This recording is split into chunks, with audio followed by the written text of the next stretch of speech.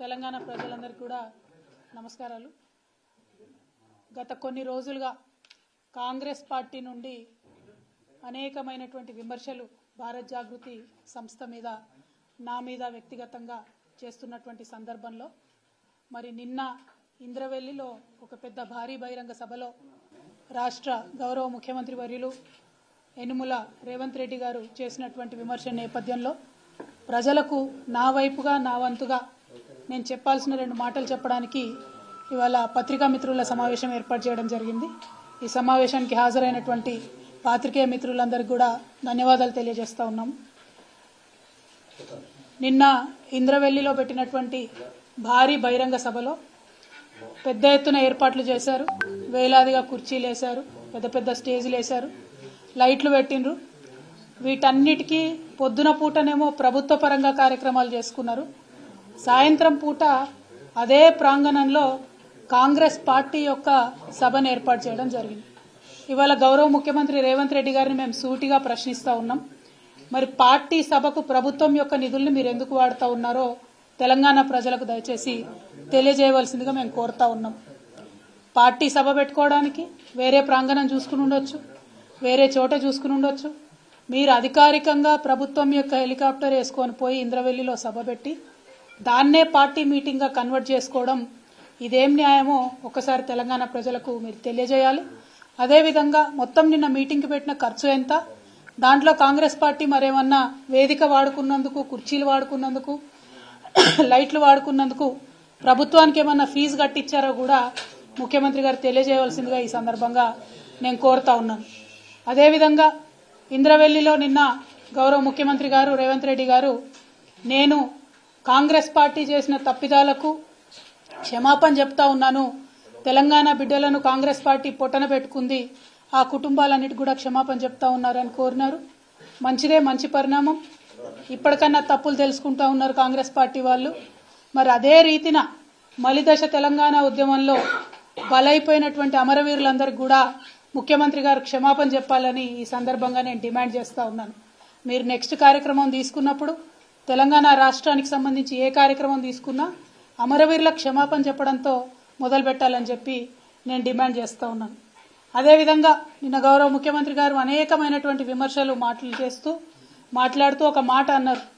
రాబోయే రోజులలో ప్రభుత్వం పరంగా ఏదైతే 500 రూపాయలు గ్యాస్ సిలిండర్ మాఫీ చేస్తామని చెప్పినామో ప్రభుత్వ పరంగా ఆ కార్యక్రమాన్ని పెట్టుకుంటాం. లక్షలాది మంది మహిళలతో ఆ కార్యక్రమాన్ని ప్రభుత్వ పరంగా ఏర్పాటు చేస్తాం. దానికి ప్రియాంక గాంధీ గారిని పిలుస్తామని చెప్పడం జరిగింది. ఇవాళ ముఖ్యమంత్రి గారిని నేను సూటిగా ప్రశ్నిస్తా ఉన్నాను, ప్రియాంక గాంధీ గారిని ఏ హోదాలో మీరు పిలుస్తా ఉన్నారు? ఆమె కనీసం దేశంలో ఇంతవరకు ఏ ఒక్క గ్రామం నుండన్నా సర్పంచ్గానన్నా గెలిచిందా, ఎమ్మెల్యేగా గెలిచిందా, ఎమ్మెల్సీగా గెలిచిందా? పోనీ మన రాష్ట్రంలో ఇప్పుడు ఏదన్నా ప్రోటోకాల్లో ఉన్నదా ఆమె?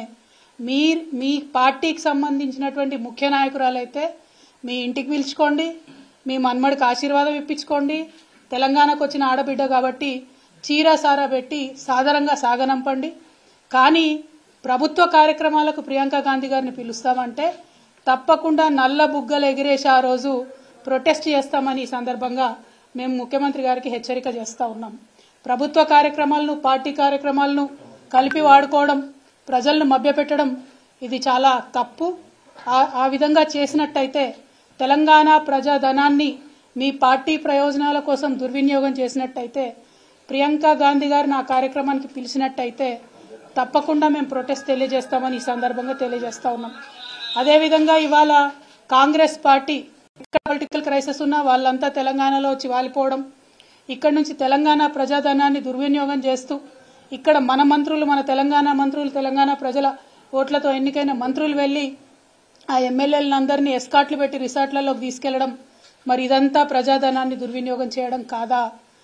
ఒక మాట ఈ ముఖ్యమంత్రి గారు ఎన్నికల సందర్భంలో అనేక సందర్భాల్లో విమర్శలు చేస్తూ అనేక మాటలు అనడం జరిగింది. మేము అడ్వర్టైజ్మెంట్లు వేసుకోము బీఆర్ఎస్ వాళ్ళలాగా అన్నారు. ఇవాళ ఎన్ని అడ్వర్టైజ్మెంట్లు వేస్తున్నారండి? నిన్న ఇంద్రవల్లి సభకు ఎన్ని అడ్వర్టైజ్మెంట్లు వేసిండ్రు మీరు? వాటి ఖర్చు ఎంతో ఒకసారి తెలంగాణ ప్రజలకు తెలియజేయాల్సిందిగా కోరుతా ఉన్నాం. గౌరవ ముఖ్యమంత్రి గారు వారానికి 2 సార్లు ఢిల్లీకి పోతారు. పోయినప్పుడల్లా చార్టెడ్ విమానాలలో, ప్రైవేట్ ఫ్లైట్స్లలో పోతురని తెలిసింది. మరి దానికి అయ్యే ఖర్చు ఎంతనో ఒకసారి మీరు ప్రజలకు తెలియజేయాల్సిందిగా నేను డిమాండ్ చేస్తూ ఉన్నాను. అదేవిధంగా మీరు వచ్చిన 60 రోజులు దాదాపు అవుతున్నది. ఈ 60 రోజులలో మీరు చేసింది ఏముందండి? 60 రోజులలో ఏ చిన్న వాగ్దానం మీరు చేసింది మేము అడిగినా కూడా అయ్యో నిన్నగాక మొన్ననే వచ్చినాం కదా, మమ్మల్ని ఇన్ని ప్రశ్నలు అడుగుతున్నారు, కొత్త ప్రభుత్వం కదా అంటున్నారు. ఓకే, డెవలప్మెంట్ మీద మా బాస్ చెప్పారు, కేసీఆర్ గారు చెప్పారు కాబట్టి 100 రోజులు మిమ్మల్ని అడగం. శిశుపాలుడి 100 పాపాలు వండినట్టుగా 100 రోజులకు మీరు చేసే తప్పులు కూడా పండుతాయి. అప్పుడు మాత్రం ప్రజాక్షేత్రంలో మిమ్మల్ని ఖచ్చితంగా అడుగుతాం.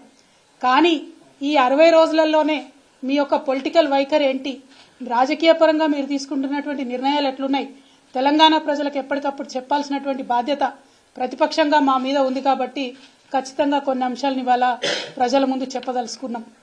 మిమ్మల్ని తెలంగాణ ప్రజలందరూ ముద్దుగా యూటర్న్ ముఖ్యమంత్రి అని పిలుచుకుంటున్నట్టుగా తెలుస్తూ ఉన్నది. ఎందుకంటే మీరు చెప్పిన ఏ ఒక్క మాట కూడా పాటించలేదు.